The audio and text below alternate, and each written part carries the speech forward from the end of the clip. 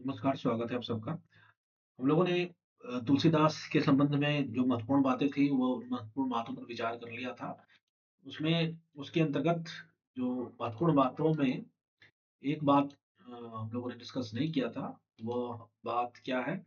उस पे आज हम लोग डिस्कस कर लेते हैं। वह महत्वपूर्ण बात यह थी कि सूरदास की जो रचना है, उन रचनाओं में प्रथम रचना के विषय में यह धारणा है, यह हम लोगों का मत है कि वैराग्य संदीपनी पहली रचना है। लेकिन अधिकांश विद्वान जो हैं वह मानते हैं कि वैराग्य संदीपनी न होकर के रामलला नक्षु ही तुलसीदास की प्रथम रचना है। यह ध्यान में रखेंगे और अंतिम रचना तो कवितावली के बारे में विद्वान में मतज्ञ है, कोई दिक्कत नहीं है।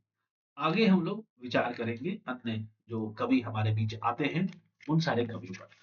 तो सबसे पहले जो कवि आते हैं वो आते हैं इन्हीं के मित्र, यानी तुलसीदास जी के मित्र, जिनका नाम है नाभादास। नाभादास नाभादास काफी महत्वपूर्ण इसलिए भी हो जाते हैं क्योंकि नाभादास के विषय में उनकी जो रचना भक्तमाल है, वह भक्तमाल काफी महत्वपूर्ण रचना है। और भक्तमाल के अंतर्गत विभिन्न कवियों के विषय में, विभिन्न संत कवियों के विषय में अनेक बातें कही गई हैं। उनकी उनके चरित्र का गान किया गया है, उनके गुणों का बखान किया गया है। तो यह पंक्ति भी दे दी जाती है कि यह पंक्ति नाभादास ने किसके विषय में कही, या यह जो कवि है इनके विषय में नाभादास ने भक्तमाल में क्या कहा है। तो सबसे पहले नाभादास के विषय में हम लोग जान जाए कि नाभादास तुलसी के तुलसी के समकालीन थे। पहली बात तो यह। दूसरी बात, इनका जन्म 1570 के आसपास हुआ। दूसरी चीज जो इनके विषय में है कि इनके जो गुरु हैं वह अग्रदास हैं। अग्रदास इनके गुरु हैं, यानी नाभादास के गुरु हैं अग्रदास। ठीक है, ये ध्यान रखना। और इनका वास्तविक नाम, जॉर्ज ग्रियर्सन बोलते हैं कि इनका नाम नारायण दास था। इनका मूल नाम नारायण दास था। या कौन बोलते हैं? तो ग्रियर्सन बोलते हैं। तो ग्रियर्सन के मतानुसार इनका मूल नाम नारायण दास था। यह भी ध्यान रखने की बात है। तो इनकी जो रचना है, अगर हम रचनाओं की बात करें, रचनाओं के विषय में सबसे पहली बात यह कि एक तो पहली रचना जो बहुत ही प्रसिद्ध रचना है वह है भक्तमाल। तो भक्तमाल के विषय में क्या है कि 1585 में इसकी रचना हुई। ठीक है, 1585 में इसकी रचना हुई। और दूसरी चीज कि 200 कवियों का जीवन वृत्त है। 200 कवियों का जीवन वृत्त है। ठीक है। तीसरी जो महत्वपूर्ण बात आती है कि यह 316 छप्पयों में लिखा गया ग्रंथ। 316 छप्पे इसमें मिलते हैं। और इसकी अगर हम कहें कि प्रथम टीका किसने लिखी, तो टीका लिखी प्रियादास ने। इसकी टीका किसने लिखी? प्रियादास ने 1713।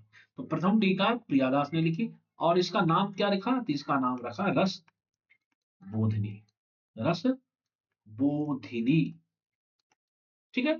यह जो रसबोधिनी है, जो टीका लिखी गई है, यह कवित्व में और सवैया छंद में देखने को मिलती है। एक एक अन्य रचना भी है। दूसरी जो रचना है, ये दो तरह की रचनाएं हैं, लेकिन दूसरी अष्टयाम नाम से दो रचनाएं। पहली रचना, पहली अगर अष्टयाम की बात करें तो और सीता राम और सीता के 8 प्रहर का वर्णन है। ठीक है। दूसरा जो अष्टयाम है, एक और अष्टयाम है। ठीक है, दो अष्टयाम इन्होंने लिखे। तो दूसरा में भी राम सीता का वर्णन देखने को मिलता है। तो इसकी भाषा जो है अवधी है। दोहा चौपाई में इसकी रचना है और इसकी भाषा ब्रज है। ठीक है, इसकी भाषा ब्रज है और यह गद्य में लिखा गया है। तो यह दो भेद हैं, यह भी भेद ध्यान में रखिएगा। अब जो सबसे महत्वपूर्ण बात आती है, वह बात यह आती है कि भक्तमाल में विभिन्न कवियों के विषय में कौन कौन सी पंक्तियां आती हैं जो बहुत ही महत्वपूर्ण है।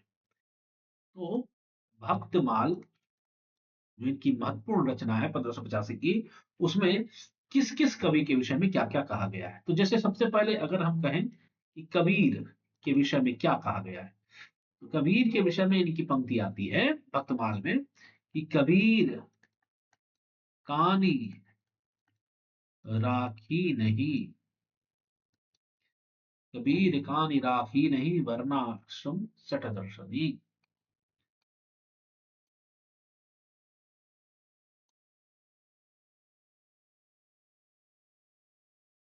एक मिनट।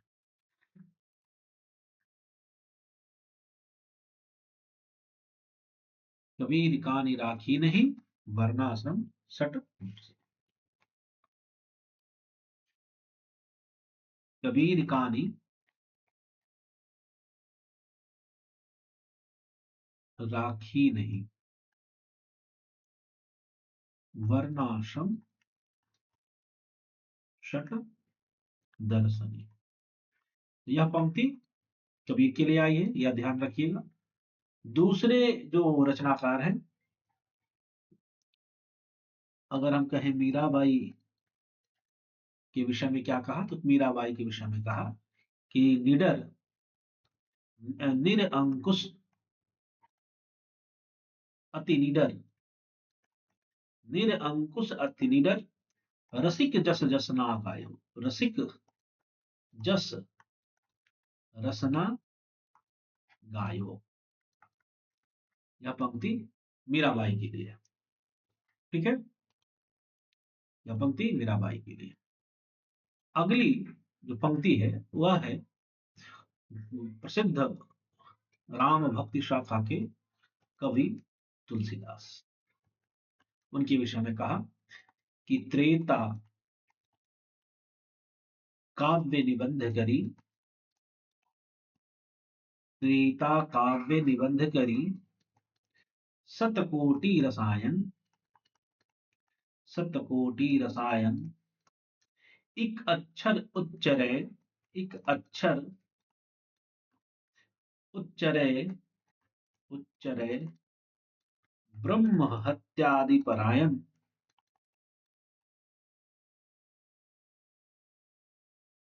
परायण। और कहते हैं अब भक्तन, अब भक्तन सुख दैन, नहीं भक्तों को सुख देने के लिए, अब भक्तन सुख दैन बहुरी, नहीं फिर से लीला विस्तारी, फिर से लीला का विस्तार करते हैं।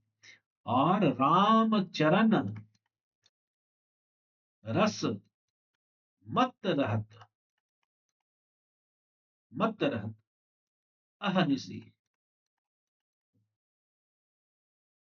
व्रतधारी।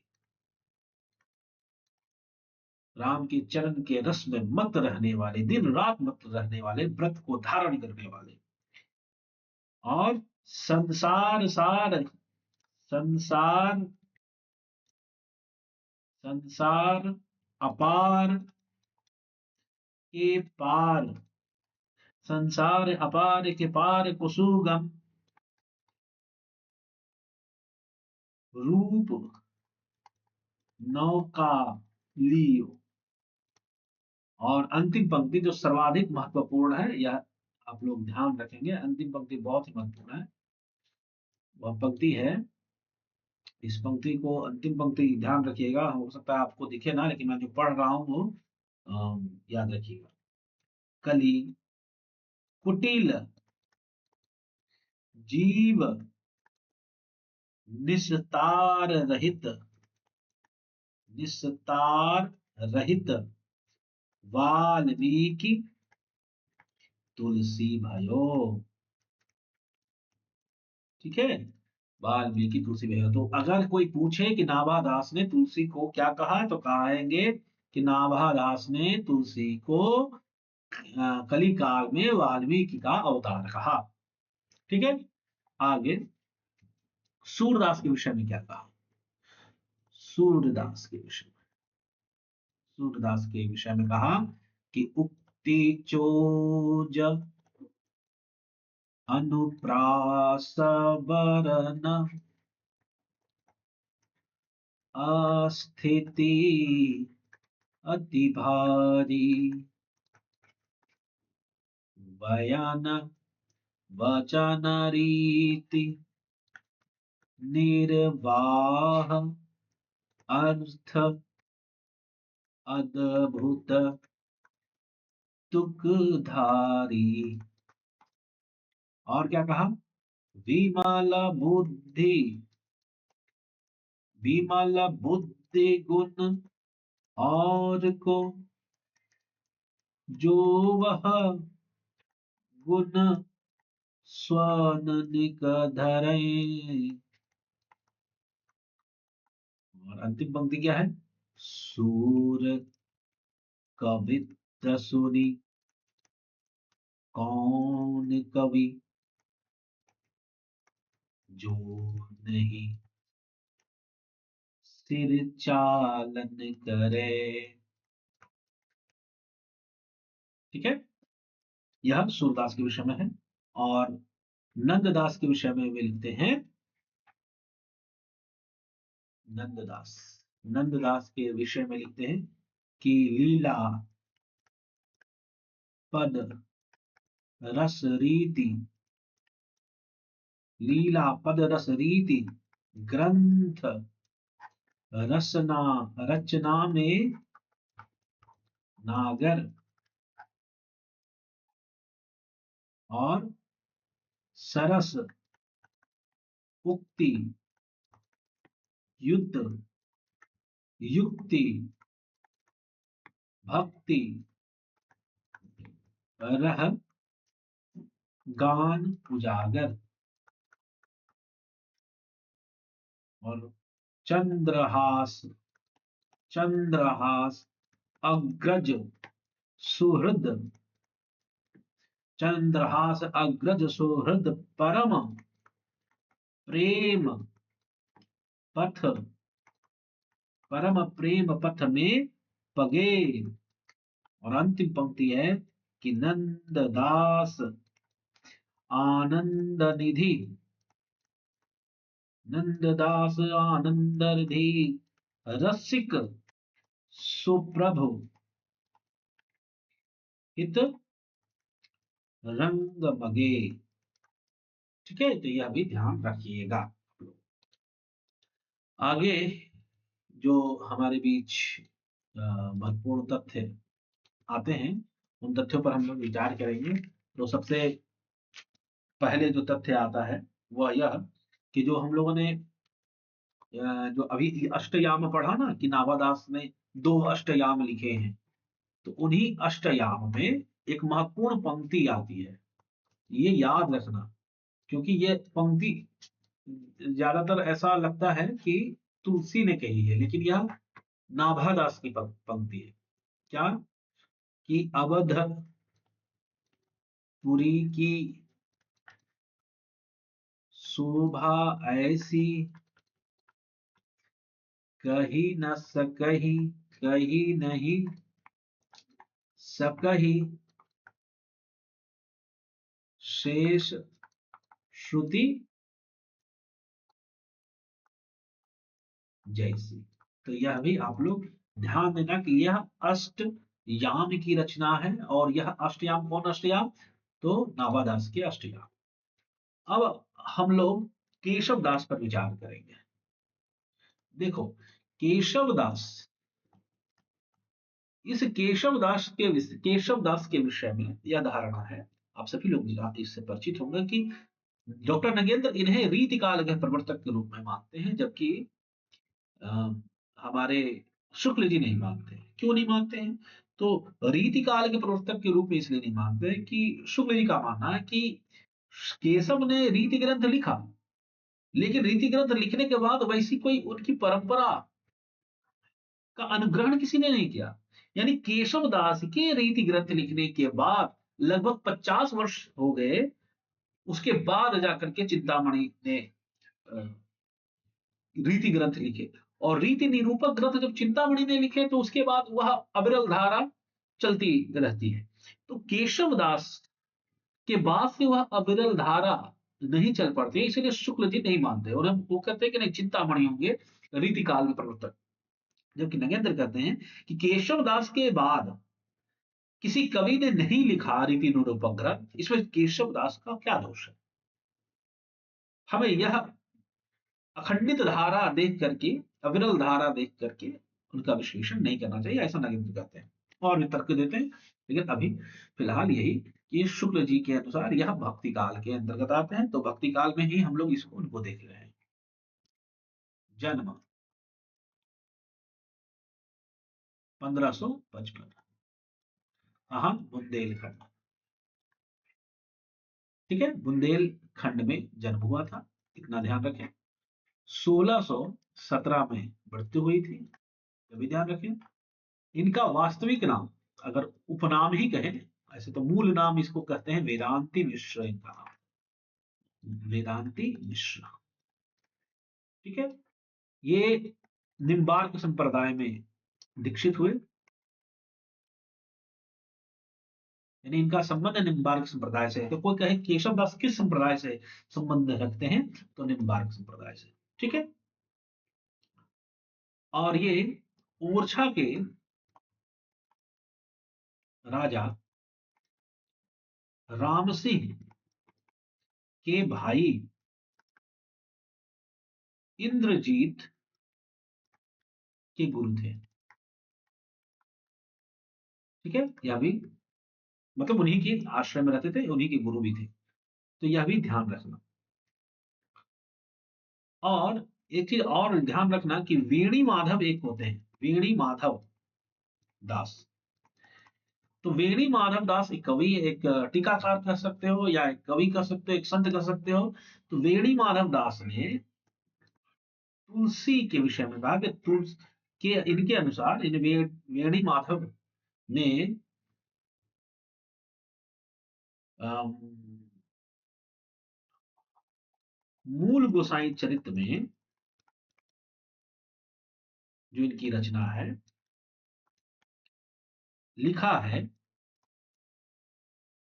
कि तुलसी ने केशव को प्राकृत कवि कहा था। ठीक है, प्राकृत कवि कहा था। इसी को सुनकर केशव दास ने केशव दास ने क्या किया,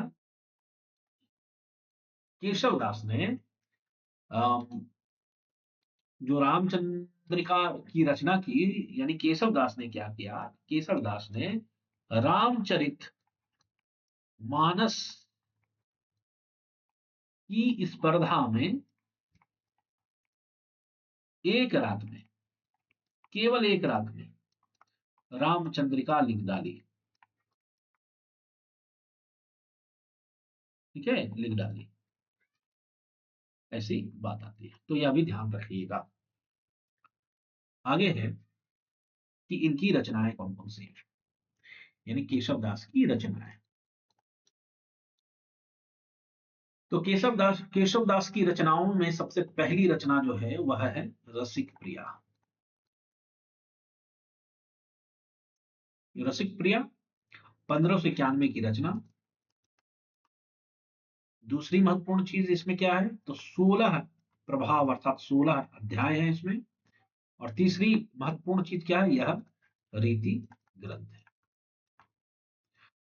यह ध्यान रखिएगा। इस ग्रंथ में श्रृंगार रस का वर्णन है, पहली चीज। दूसरी चीज जिसकी चर्चा मैंने की है, रामचंद्रिका। ठीक है। रामचंद्रिका के विषय में क्या है, तो 1601 की रचना। दूसरी महत्वपूर्ण चीज 39 यानी 39 प्रकाश है, यानी 39 अध्याय है। तीसरी चीज प्रबंध है।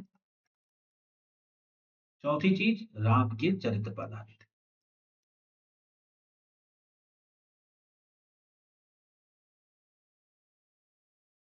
और मैंने एक बात और बताई है कि यह एक दिन में की गई रचना है। अगली जो रचना है वह है, अगली जो रचना है वह है कवि प्रिया। अगर हम तीसरी रचना की बात करें तो वह है कवि प्रिया। तो कवि प्रिया की रचना 1601 में ही हुई थी। 16 प्रकाश है और रीति ग्रंथ है और अलंकारों का वर्णन है। ठीक है, यह भी ध्यान रखने योग्य बात है। चौथी इनकी रचना है रतन बावनी। चौथी इनकी क्या रचना है, रतन बावनी। 1607 की रचना है। दूसरी 53 छंद है। तीसरी प्रबंध है और डिंगल शैली में लिखा राजनीति का ग्रंथ है, राजनीतिक ग्रंथ है। तो यह भी ध्यान दीजिएगा। पांचवी रचना जो है वीर सिंह देवचरित। वीर सिंह देवचरित। वीर सिंह देवचरित 1607 की रचना। 33 प्रकाश और प्रबंध है। और क्या है, प्रबंध है। और क्या महत्वपूर्ण बात है, तो वही वीर सिंह देव के, वीर सिंह देव पर आधारित ऐतिहासिक काव्य है। यह भी ध्यान देने योग्य बात है। अगली रचना जो है, छठी रचना है, वह है विज्ञान गीता। क्या रचना है, विज्ञान गीता। यह जो विज्ञान गीता है यह 1610 की रचना है। 1610। दूसरी महत्वपूर्ण चीज क्या है, इसमें 21 प्रकाश है। इसमें 21 प्रभाव है। और अगली महत्वपूर्ण प्रबंध है। उसके बाद है जो प्रबोध चंद्रोदय है उसी का अनुवाद है। सातवीं जो रचना है वह है जहांगीर। सातवीं जो रचना है वह है जहांगीर जस चंद्रिका। जहांगीर जस चंद्रिका। जहांगीर जस चंद्रिका के विषय में जो महत्वपूर्ण बात है वह 1612 की रचना है। प्रबंध है और जहांगीर के दरबार का वर्णन है।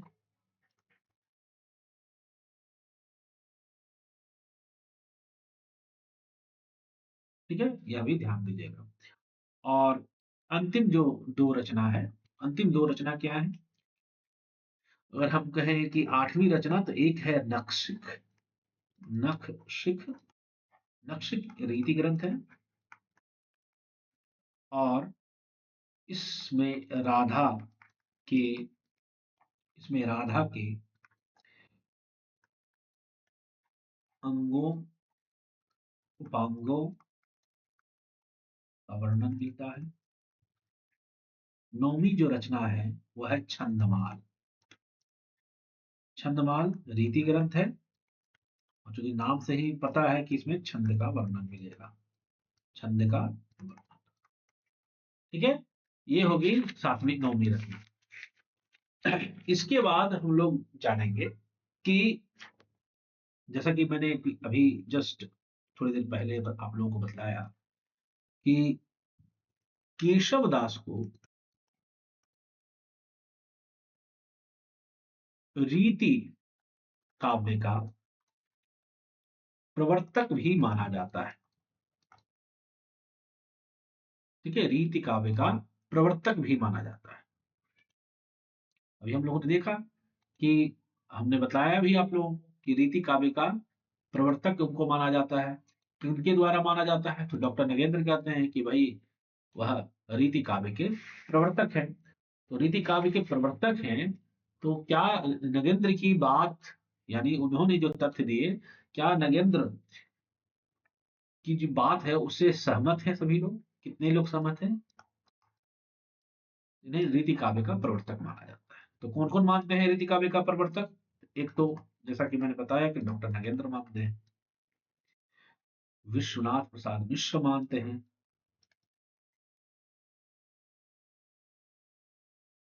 और मानते हैं गणपति चंद्र गुप्त। तीन बड़े विद्वान यह मानते हैं कि रीति काव्य परंपरा का जो प्रवर्तक है वह कौन है? तो हमारे केशव दास। एक चीज और इसी में अगर जोड़ना चाहोगे, कहा गया कवि प्रिया में ही जोड़ना चाहोगे, तो जो इंद्रजीत सिंह थे, इंद्रजीत सिंह जो थे, उन्हें प्रेम था एक गणिका, एक वेश्या से प्रेम था जिसका नाम था सुजान। सुजान को ही कवि कविताओं के संबंध में, या आप कहें कि शिक्षा देने के उद्देश्य से, शिक्षा देने हेतु हेतु रचना की गई थी। किसकी? कवि प्रिया की। तो यह भी ध्यान दीजिएगा। आगे हम लोग जानते हैं कि केशव दास, एक और महत्वपूर्ण बात यह है कि केशव दास अलंकारवादी थे, अलंकारवादी आचार्य। ठीक है, क्यों, ऐसा क्यों माना जाता है? तो केशव ने खुद लिखा, यद्यपि सुजाति सुलक्षणी सुबरन सरस सुवृत भूषण बिनु न विराजई, कविता बनिता और मित्र। ठीक है, यद्यपि सुजाति सुलक्षणी सुबरन सरस सुवृत भूषण बिनु न विराजे, कविता बनिता मित्र। बिना अलंकार की स्त्रियों का, कविताओं का कोई मोल नहीं है, ऐसा वो कहते हैं। ठीक है, ये जो केशव दास हैं, एक और चीज समझ लेना कि ये भामा, दंडी और उद्भट की परंपरा में आते हैं।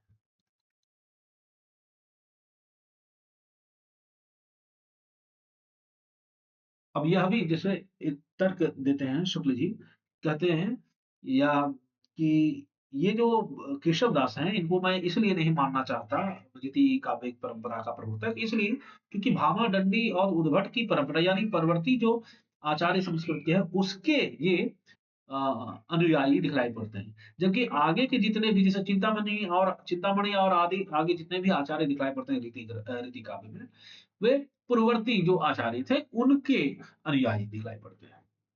तो इसलिए भी वे नहीं मानते। ठीक है, आगे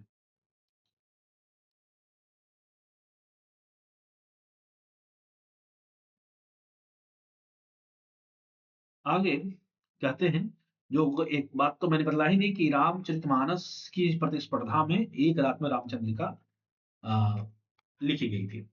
शुक्ल क्या कहते हैं, शुक्ल का क्या मत है? शुक्ल ने लिखा है विद्यापति के विषय केशव दास के विषय में कि केशव को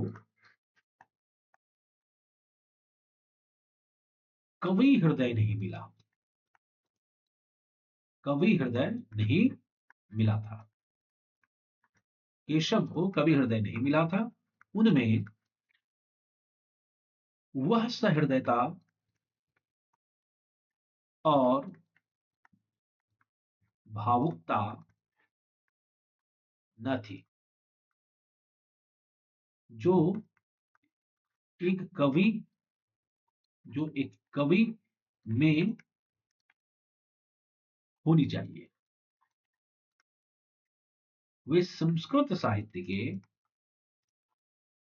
वे संस्कृत साहित्य से सामग्री लेकर अपने पांडित्य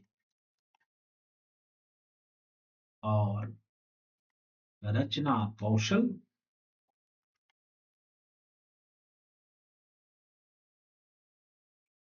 की धाक जमाना चाहते थे। ठीक है।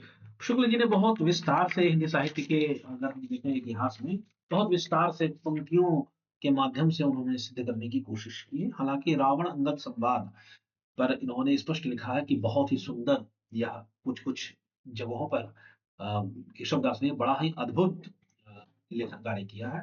तो रावण अंगद संवाद की प्रशंसा उन्होंने की है, और अन्य जगहों पर उन्होंने केशवदास को खरी खोटी सुनाई है। आगे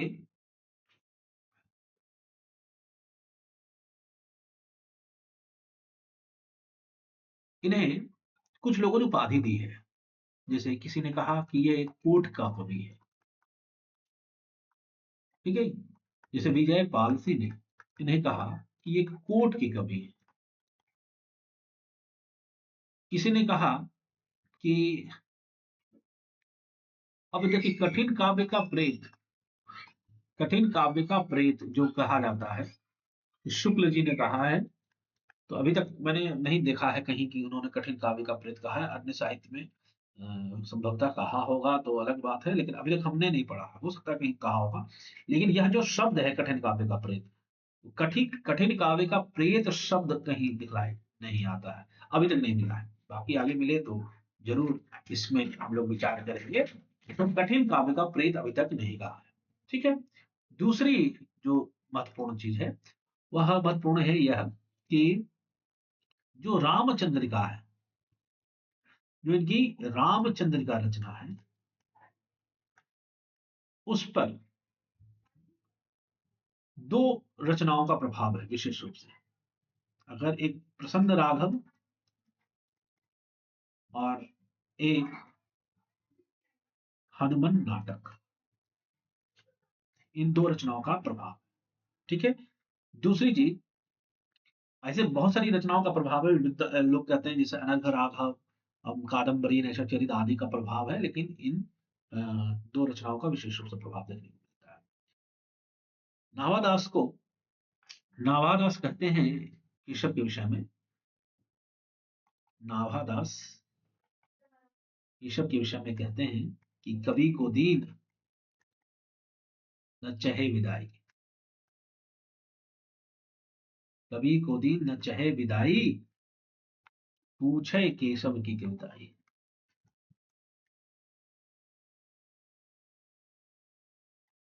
ये कहते हैं नाभादास केशवदास के विषय में। शुक्ल जी ने कठिन काव्य का प्रेत कहा, जैसा कि चलता आ रहा है। तो इसी रामचंद्रिका जो एक दिन में उन्होंने लिख दी, इस रामचंद्रिका की प्रतिस्पर्धा में, रामचंद्रिका की प्रतिस्पर्धा में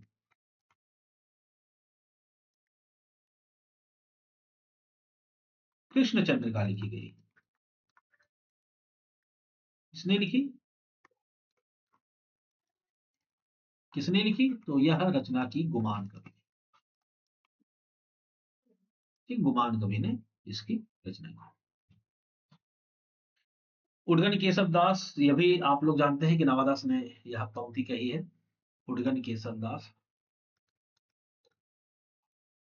सूर सूर तुलसी शशि उद्गन केशव दास। ठीक है। तो उद्गन केशव दास भी उन्होंने ही कहा है, यह भी ध्यान दीजिएगा। आगे अगर हम देखें कि राम स्वरूप चतुर्वेदी ने क्या कहा है, राम स्वरूप चतुर्वेदी ने राम स्वरूप चतुर्वेदी ने रामचंद्रिका के विषय में कहा है कि रामचंद्रिका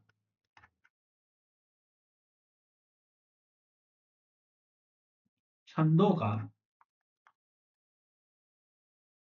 एक अजायब घर है।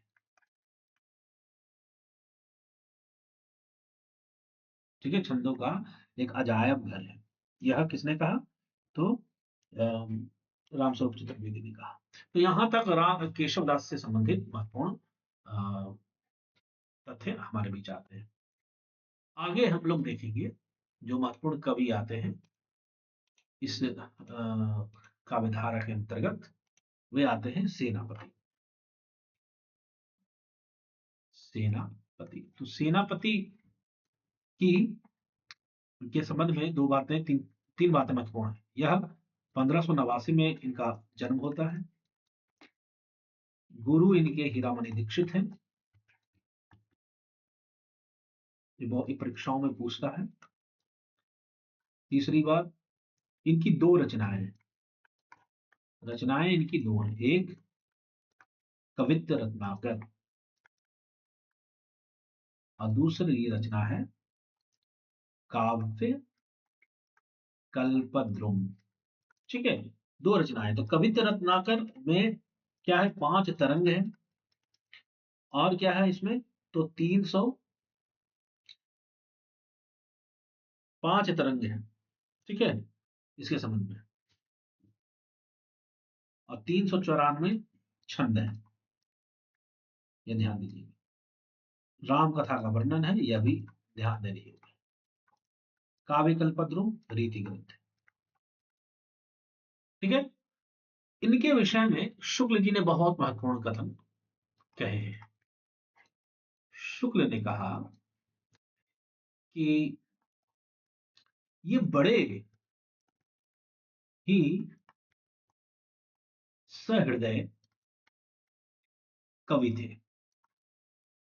पहली चीज, ऋतु वर्णन इनके ऋतु वर्णन तो इनके जैसा और किसी श्रृंगारी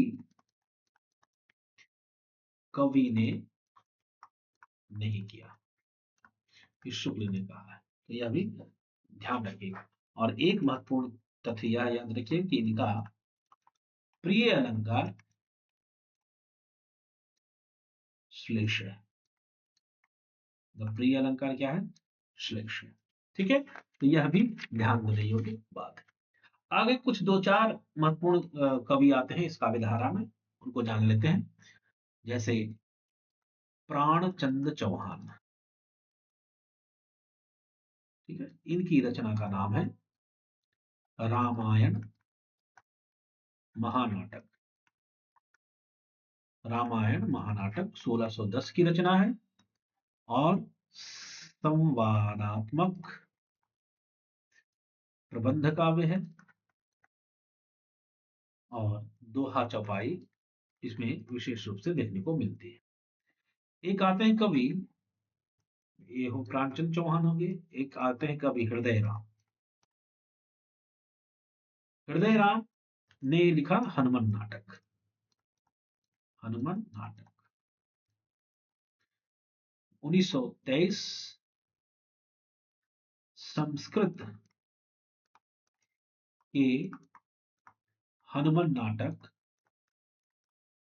का अनुवाद किया या प्रभाव कहें। ठीक है, इसका एक और नाम है, यह भी देखिएगा, इसको कहते हैं राम गीत। यह भी ध्यान देने योग्य बात है। आगे एक कवि आते हैं लालदास। तो लालदास की एक रचना है अवध विलास। यह ध्यान रखिएगा, अगर पूछ दे तो 1643 की रचना है। एक आगे रचना है राम चरण दास, एक कवि है। रामचरण दास जो कवि हैं, इनके विषय में थोड़ा सा देख लेते हैं। रामचरण दास के विषय में कहा जाता है कि इन्हें राम भक्ति में श्रृंगारी भावना का प्रवर्तक कहा गया है, प्रवर्तक माना गया है। ठीक है, पहली चीज, इन्होंने स्वसुखी संप्रदाय की स्थापना की। स्वसुखी संप्रदाय का प्रवर्तन किया। इस स्वसुखी संप्रदाय में पति पत्नी भाव की प्रधानता है। ठीक है। इसी स्वसुखी संप्रदाय का अगर हम कहें कि आधार ग्रंथ, प्रमुख आधार ग्रंथ क्या है, तो है कौशल खंड। कौशल खंड या कौशल खंड में राम के 99 रास का वर्णन है। राम के 99 रास का वर्णन है और कहा जाता है कि जो एक रास जो बच जाता है, एक रास जो शेष रह जाता है,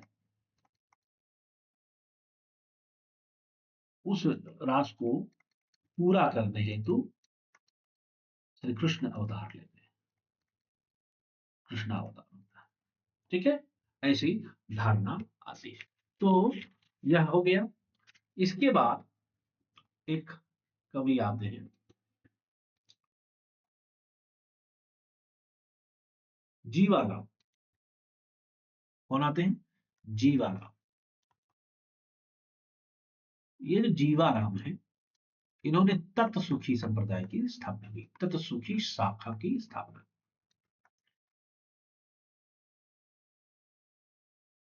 यह जो तत्सुखी संप्रदाय, तत्सुखी शाखा है, इसमें सखी भाव यानी सख्य भाव, सख्य भक्ति की उपासना, सख्य भक्ति से उपासना की जाती है। और इन्हीं की भावना से, इन्हीं की भावना से प्रेरित होकर रीवा के जो राजकुमार थे, रीवा के राजा रघुराज सिंह ने वृंदावन में, चित्रकूट में, क्षमा चाहेंगे, चित्रकूट में प्रमोद वन का निर्माण किया, प्रमोद वन बनवाया था। ठीक है, तो यह भी ध्यान देने योग्य बात है। तो एक क्या बात हुई कि स्वसुखी जो है, स्वसुखी में भोक्ता का सुख है, तो तत्सुखी में दृष्टा का। यह कथन किनका है? बच्चन सिंह का।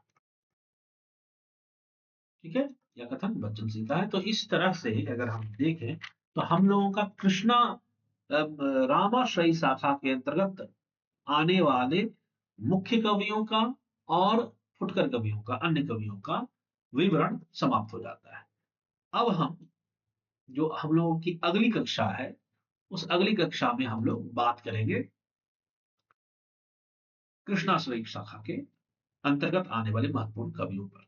तो तब तक के लिए विदा लेते हैं। नमस्कार।